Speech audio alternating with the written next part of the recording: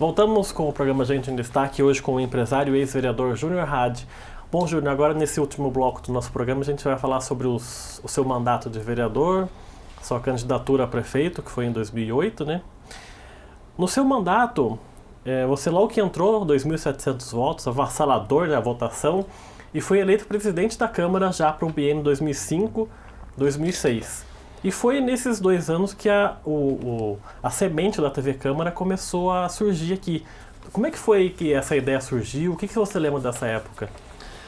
Na verdade, como presidente da Câmara, eu fui eleito ao motivo que o Marco Aurélio foi eleito pelo PT e nós do PSDB, como eu já tinha dito, elegemos 4 vereadores e o Democratas, que é o DEM, que sempre foi parceiro do partido, elegeu 3 vereadores, que no caso foi o Zé Antero, a Maria Correia e o Genésio. Eu fui eleito o vereador com os votos da oposição. Interessante que, na verdade, naquela ocasião, eu como presidente da Câmara, eu desempatava quase toda a votação. Que era 7-6, né? Sempre assim, sempre ficava no plenário 6-6 e o presidente da Câmara que tinha que desempatar toda a votação. Mas sempre procurei também, independentemente de partido, o Marco Aurélio estava no PT, né? Era o prefeito pelo PT e nós aqui da oposição, o PSDB, eu sempre procurei tirar essa questão partidária e votar pela minha consciência, pela cidade, tantos que muitos dos projetos que chegaram aqui do Marco Aurélio para a Câmara, que ao meu entender era bom para a cidade, eu acabava desempatando a favor da aprovação desse projeto. E junto com isso eu pautei meu mandato como presidente da Câmara, como essa veia de empresário, eu nasci, né, nessa cultura árabe, eu nasci nesse meio empresarial, no comércio. Meu pai, independentemente de ser vereador, ele não levava como profissão ser vereador. A profissão oficial do meu pai era professor de matemática da rede estadual, o SENE, ao qual ele se aposentou. E ele tinha sempre nessa veia comercial, que sempre teve comércio. Ele teve há mais de 30 anos aquele depósito de materiais de construção da Siqueira Campos. E eu cresci atrás do balcão. Então foi essa veia, esse tino comercial, empresarial que eu peguei e eu quis trazer para a Câmara Municipal. Então eu tive, assim, não muito bem visto perante a classe política, as medidas de austeridade que tomei aqui, porque eu não aceito e não aceitava a maneira que se tratava o dinheiro público na época. Na época e ainda mais hoje, né? Então eu fiz, quando eu cheguei aqui, eu cortei todas as mordomias dos gabinetes ao qual existia dos vereadores, com cota de combustível, com xerox, o 13º salário que era pago toda a legislatura, eu peitei, eu cortei todos. Até hoje, nenhum vereador recebe o seu 13º, porque eu não achava justo. Além de um salário alto, que era de um vereador, e o povo trabalhando com 1/3 de vez em quando da carga horária que o vereador fazia e 1/3 do valor do salário e receber o 13º. Então essas medidas austeras que eu tomei diante aos 2 anos de mandato da Câmara Municipal desagradou muito do lado normal, da classe política, mas eu acredito que eu fiz isso com uma consciência limpa e hoje eu vejo os frutos dessas medidas que eu tomei como presidente. Que vigoram até hoje, né? Que vigoram até hoje. E juntamente com isso, eu sempre pensei na modernidade. Como eu vim daquela era mais digital, no meu mandato eu também já comecei a pensar também na era digital e começamos aí o embrião da TV Câmara. O embrião da TV Câmara foi nos meus 2 anos de mandato, a gente pensou muito, mas felizmente também que o Diogo também sempre foi um parceiro nosso, independentemente da questão partidária, ele acabou cortando a faixa, mas com certeza nasceu esse projeto aí no meu mandato da TV, de estar estipulando uma TV, porque pensava já assim, desde aquela época, num momento assim da digitalização, de levar ao conhecimento da população. Tornar público, né? Público, com certeza. Na era digital, vamos dizer assim, né? Ao qual a gente começou a aparecer, assim. Então é o momento que a gente levava os nossos trabalhos ao conhecimento das pessoas. Então o embrião da TV Câmara foi feito aí do meu mandato. Porque eu lembro que era uma câmera só, ficava lá no centro, filmando a sessão inteira. Sim. E transmitido pela internet no site da Câmara, né? É, isso mesmo, foi feito isso mesmo. E hoje foi se modernizando aí, ó, que se tornou um estúdio de primeira categoria, uma imagem muito boa para levar a todos os jacarienses o conhecimento. E você falou aí na sua passagem da sua presidência, na sua sucessão, quem foi eleito foi o José Carlos Diogo, que era do PT, e foi uma eleição que causou muita confusão, todo mundo esperava que um outro candidato fosse eleito presidente, e foi eleito o Diogo, inclusive com o seu voto para o Diogo. Como é que foi essas negociações? O que você se lembra dessa... Então, na verdade, o que a gente não aceitava mais era essa maneira velha da velha política a ser feita. O Diogo foi eleito assim, com o voto da oposição, eleito presidente pelo voto da oposição, pela uma maneira da situação impor. Como nós tínhamos um acordo a ser cumprido até na minha eleição, qual era o acordo a ser cumprido?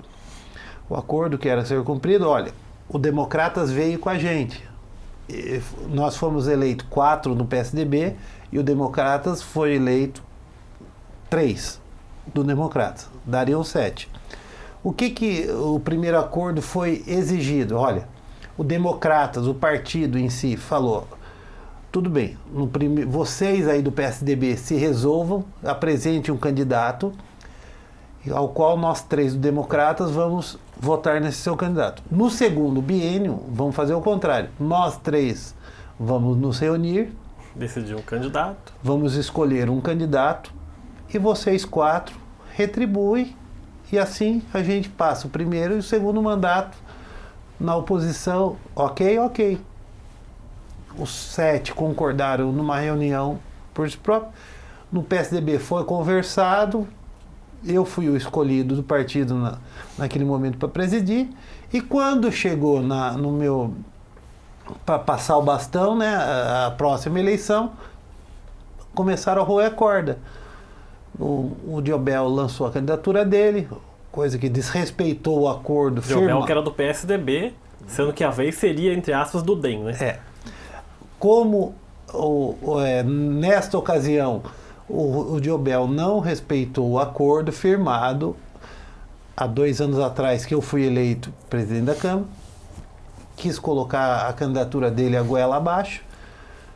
Revoltados com a situação, o Democratas, liderado pelo José Antero na época, falou: não, então se eu não posso ser também aqui um do Democrata, que você também não vai ser por ninguém.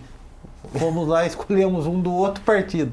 Então foi uma eleição um pouco tumultuada, que ninguém entendeu nada, ao qual o José Antero do Democratas votou no PT. Eu acabei também levando, porque quando eu deixo dito, se eu dei a minha palavra eu vou, vai até o final, eu não sou homem de 2 palavras. Que tentamos convencer o Diobel a abrir mão da candidatura, porque a gente, para respeitar aquele acordo, mas não adiantou. Naquela ocasião ele não quis de jeito nenhum tirar sua candidatura, acabou sendo derrotado pelo um do PT, pelo José Carlos Diogo naquela situação. Então, essa passagem é um pouco interessante. Hoje a gente está dando risada, mas foi uma passagem muito tensa na Câmara Municipal. Ninguém entendeu nada, ao qual nós quebramos um tabu aí grande na Câmara Municipal desse ano, mas foi. E depois passou esse mandato, em 2008 você resolveu não se candidatar de novo a vereador e resolveu sair candidato a prefeito, aí já... ainda pelo PSDB. Pelo PSDB, ao qual nós batemos chapa. Naquela ocasião, o PSDB também, naquela ocasião, tinha 4 pré-candidatos a prefeito. Foi eu, o Maurício Raca, na época, o Isaías Santana e o Dr. Joaquim, ao qual nós fizemos aí. O Maurício, por sua vez, deixou o partido, não quis disputar as prévias, deixou o partido, foi para o DEM. Foi candidato a prefeito pelo com DEM. a Magai no DEM. E, na verdade, quem foi disputar as prévias partidárias ficou eu, o Dr. Joaquim e o Isaías Santana. E nessa ocasião eu fui o escolhido na prévia do partido. Disputei a eleição de 2008. A sua candidata a vice foi a Cristina Aquina, Foi né? a Cristina Aquina. Ainda o candidato que venceu as eleições foi o Hamilton. Foi o primeiro ano do Hamilton. Foi indicado naquela ocasião. O PT ainda estava na crista da onda. O Marco Aurélio estava muito bem avaliado. Ele indicou o secretário de governo, que era o Hamilton, para ser o candidato a prefeito. Com um governo bem avaliado. Nós acabamos ficando aí em terceiro lugar, porque foi o Hamilton, depois veio o Maurício e a gente. Mas eu tive uma expressiva votação, 16 mil e poucos votos na ocasião, que foi assim, até fiquei muito feliz pela minha votação, pela primeira eleição disputada à prefeitura com 16 mil votos. Em terceiro, o Emanuel Fernandes foi uma pessoa muito determinante também na minha... ele veio aqui em Jacareí, acompanhou. Eu fiquei quase 2 meses em São José com o Emanuel. Ele abriu as portas para mim. Nós vimos setor por setor da Prefeitura Municipal de São José. Eu conversei com todos os secretários. Eu fiz um pré-estágio com o Emanuel. O Emanuel foi uma pessoa ao qual me ajudou muito. Me ensinou muito também nessa linha aí administrativa. Ele me levava para a Prefeitura de São José, eu ficava, na época, aí, percorrendo a Secretaria de Saúde, a Secretaria de Urbanismo, a Secretaria do Meio Ambiente, a Secretaria de Esportes, a Secretaria de Finanças, como... Fiz um curso, né? Fiz um curso, como a máquina pública se envolvia. O Manuel me pegava todo sábado, eu saía com o Emanuel na cidade. Olha, eu me lembro muito bem, o Emanuel falava: Júnior, você veio da empresa privada. Cidade, administrar uma cidade é se apegar aos pequenos detalhes. É como a dona de casa, aquela uma que vê lá como sua cozinha tá, sua pia tá. É os pequenos detalhes que vai te fazer a diferença. Seja um bom prefeito, um prefeito caprichoso, um prefeito que perceba as guias, prefeito que perceba os parques da cidade, um prefeito que tenha sensibilidade na área da saúde, que viva mais assim o lado os mais pobres, o que mais precisa. O Emanuel foi uma pessoa assim muito bacana comigo, nem precisava ser, porque ele estava no auge da carreira política dele. Ele estava assim como prefeito de São José, vamos dizer assim...